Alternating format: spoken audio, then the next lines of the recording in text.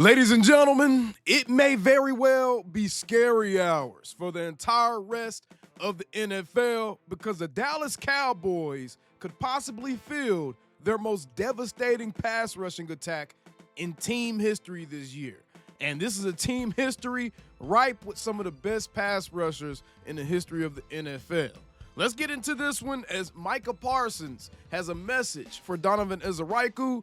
And when we actually peel the layers back on this thing, I don't think people really understand just how scary this pass rush has the capability of being. If everyone's healthy and if everyone performs as they're expected to, just as they're expected to, y'all, this team could easily break the record for most sacks in team history in a single season. Let's get right into it, and I'm gonna actually show y'all the numbers behind that, the last team that did it, who were involved in helping them do that, and how they accomplished it, because it's actually the exact same recipe the Cowboys got brewing right now.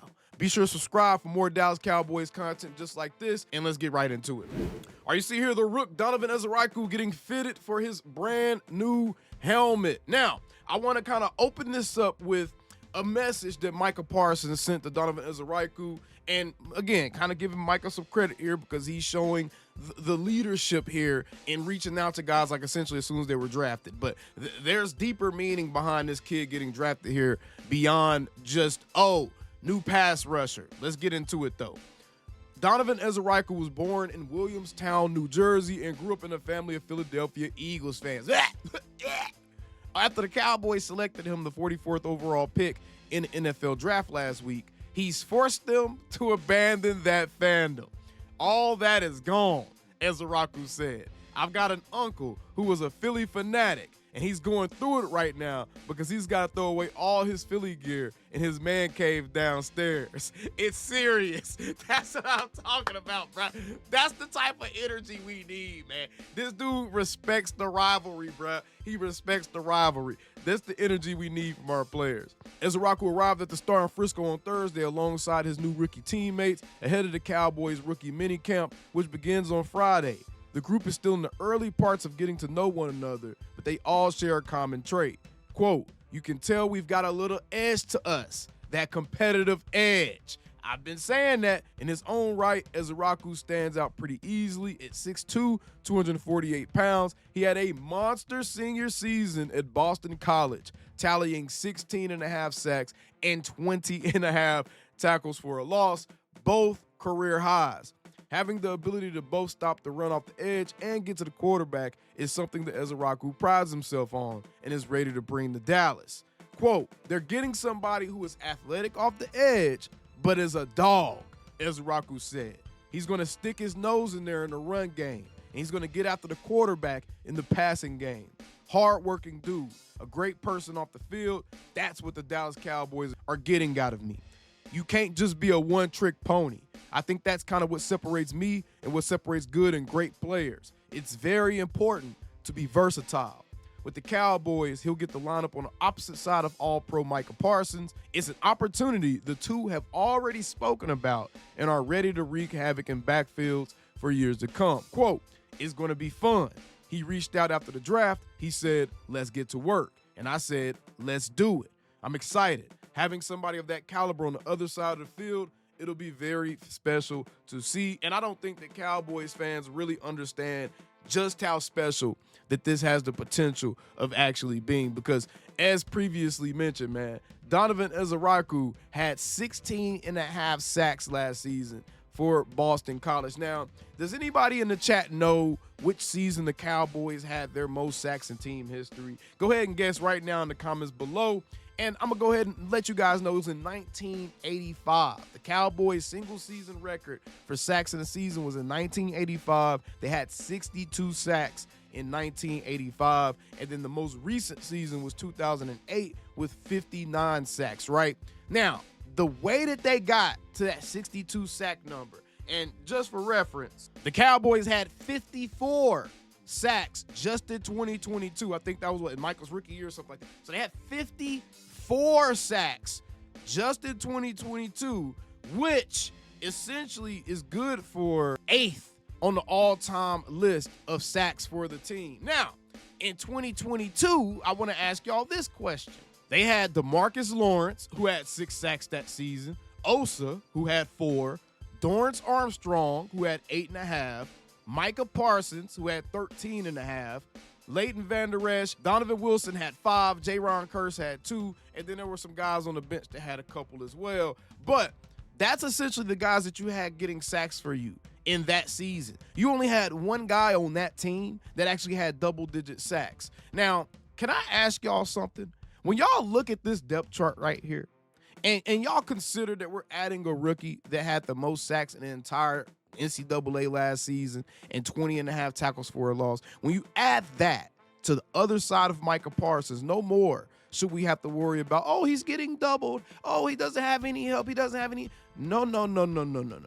The Cowboys did something very, very sneaky this offseason, and they targeted specific types of players because they want to play a specific type of way at specific positions.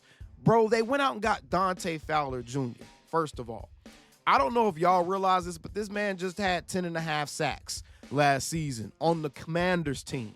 So he's coming and joining Micah Parsons, where he's not going to be the primary person that the offensive line is trying to check for anymore on the D-line. Hell, he may not even be the secondary person he's getting checked for. Dante Fowler's going to have one-on-one matchups all day long in Dallas. So 10.5 sacks last season with the Commanders, right? You have Dante Fowler right there on one side. Then you already have Osa Odighizuwa, which we have to assume he's going to get a little bit better. Maybe he's going to take a step as well. Maybe instead of 4 sacks, he gives us 5 or 6 sacks this season, right? Micah Parsons, we already know what Micah is. He doesn't get less than 13 or 12 sacks. He doesn't get less than 12 sacks in the season. So I think Micah Parsons, and he could very easily end up having one of those like record-breaking type of seasons as long as he's healthy, with the help and the attention that's going to have to be given to the other guys on that D-line now, especially out of that edge room, man. Not even really just looking at the tackles. The edge room is 2 or 3 players deep. 2 or 3 players deep that can actually get to the quarterback and get home and have done so in their careers in some kind of way, right? But Micah, he's due for a 15-sack season. This seems like a better season than any for him to come in with a Defensive Player of the Year bid, to get a 15, 16-sack type of season. I can absolutely see Micah Parsons being able to do this with this attacking style front that Eberflus is going to be using. And, man, he has went below 12. So we have to assume at minimum he's giving us 12 sacks in this season as long as he's healthy, right? Continue looking at the depth chart, y'all. Then we have Marshawn Nealon. Then we have Sam Williams. That's 2 more guys just in the defensive end room, man. Sam Williams, he's gotten 4 sacks. Every year that he's played, 4 sacks minimum. So that's 4 sacks right there in very limited playing time, by the way. That's 4 sacks right there. You could pretty much already tally up. Sam's going to give you next season, as long as he's healthy, as long as he gets the opportunity to be on the field. He's going to get you 4 just spelling you. He hasn't gotten less than that in his career yet. I already talked about the same thing for Osa. He's trending upwards. 5 or 6 is what I'm looking at for him. And then you add in Donovan Ezraku, bro. Not only was Micah the only person to have double-digit sacks the year that they actually had 54 sacks in the season, he was the only person with double-digit sacks, but I would argue that the rest of these defensive ends are way better than anything we had. Hell, Donovan Ezraku is an upgrade over Dorrance Armstrong. Dante Fowler as a pass rusher is going to be an upgrade over DeMarcus Lawrence as a pass rusher, right? Then that's not even talking about, you got Sam and these other guys. The depth is better. So everyone that you're running out on that edge has the danger of being able to get home on the opposing quarterback. This edge room is absolutely disgusting. Even if the Rook comes in and give us like 8 sacks, even if he comes in and give us half of what he gave Boston College last season, even if he comes in and gives us half, which it should be very easy because, again, ones across the board. Micah's not going to be facing nearly as many double teams. I'm sure teams are still going to try to game plan for him. But once they figure out that the Cowboys have this platoon, this arsenal of weapons to throw out there, they're not going to be able to do that. Micah is about to play the freest brand of football that he's played essentially since his rookie season before everyone knew what he was. He's about to play the freest brand of football and have the most help on the field since his rookie season, y'all. This has the capabilities of being a truly scary pass rush. This is the season that Micah Parsons should be able to cement himself as one of, if not the best pass rusher in the league, because he has help now. We can't act like he doesn't have help. He has 3 guys on his roster that have the capability of getting double-digit sacks over the course of a full season. I fully believe Sam Williams is a 10-sack season type of guy. You can't tell me Sam can't do what Dante Fowler can do. So this team could easily end up breaking the record for team sacks. And y'all come back to this video if and when it actually happens, because that is maybe one of the hot takes I'm going to give for this season. I'm not going to say the team's going to win a Super Bowl, but I am going to say this. I have a lot more faith in this defense than I think a lot of people realize they should have.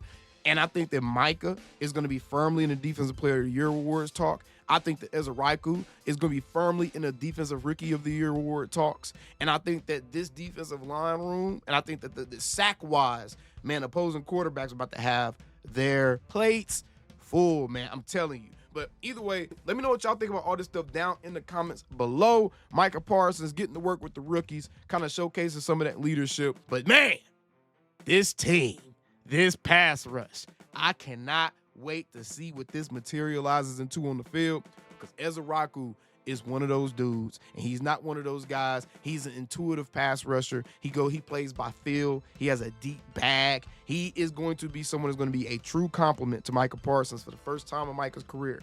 Man, both edges are going to be scary, whether it's Ezraku or Fowler on the field. With Micah, both edges are going to be absolutely scary. And what the Cowboys have done is they've effectively made it damn near impossible to game plan just to double team Micah all game anymore. They can't do that. They cannot do that. And even if they try to run it Micah's side or something, man, Ezraku's amazing at being active in the run game and chasing the backside down. So absolutely love what they did with the defensive edge room and the defensive line as a whole. I think they honestly did a lot of good work with. So let me know what y'all think about all this down in the comments below, and I'll see you guys on the next one. How about calling me, texting me, paging me, asking me, am I still in ball? Y'all usually check on me. Listen. I'm still in boys. Hey! Woo! Oh, shut up, my boy. Hey! I'm still in boys.